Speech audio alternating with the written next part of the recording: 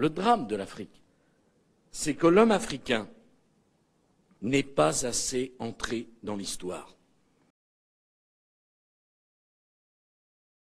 Bonjour, ici Chrysalie et aujourd'hui je vais partager avec vous 5 faits qu'on ne vous dit jamais sur l'Afrique dans mon nouveau concept Vérité cachée, donc Vérité cachée épisode 1. C'est parti.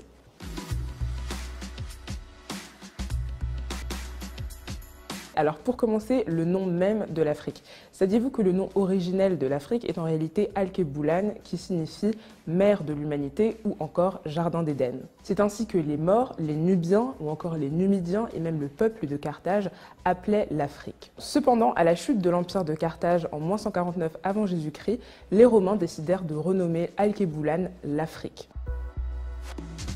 L'Afrique est rarement associée au monde des mathématiques ou encore au monde des sciences. Mais saviez-vous qu'en réalité, les 2 premiers outils mathématiques au monde ont été retrouvés au Swaziland, c'est l'os de Lebombo, et entre l'Ouganda et le Zaïre, c'est l'os de Ishango. Ces 2 outils ont été créés il y a 35 000 ans. Ce sont les premiers outils d'arithmétique au monde. Et ils ont donc été trouvés et créés en Afrique.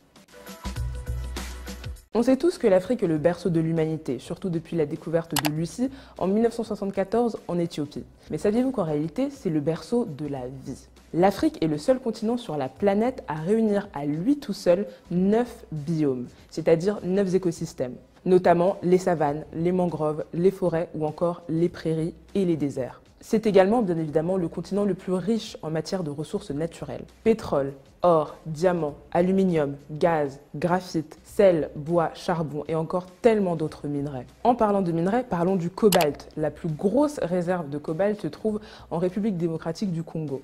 On y trouve la moitié de la réserve mondiale de cobalt dans ce pays-là. Et savez-vous à quoi sert le cobalt ? À ceci, le cobalt est l'un des ingrédients majeurs des batteries rechargeables de nos téléphones portables. Donc sans cobalt, pas de téléphone. Merci l'Afrique et merci le Congo. On nous parle souvent de l'Afrique à partir de la colonisation, après la colonisation. Mais saviez-vous qu'avant la colonisation, l'Afrique était en réalité un continent dynamique et mouvementé, où on parlait plus de 2000 langues et surtout où on comptait une multitude d'empires. L'empire Songhai, l'empire Toucouleur, l'empire Kong, l'empire Ashanti ou encore le califat de Sokoto. Des villes riches, renommées et prospères.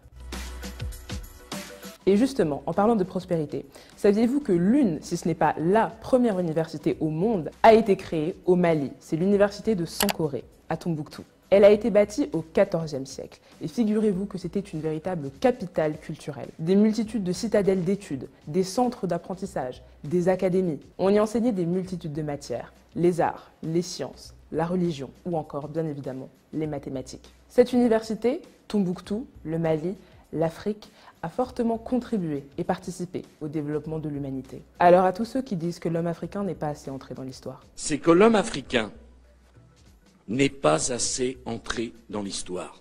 Je n'ai qu'une chose à vous dire. En êtes-vous bien certain ?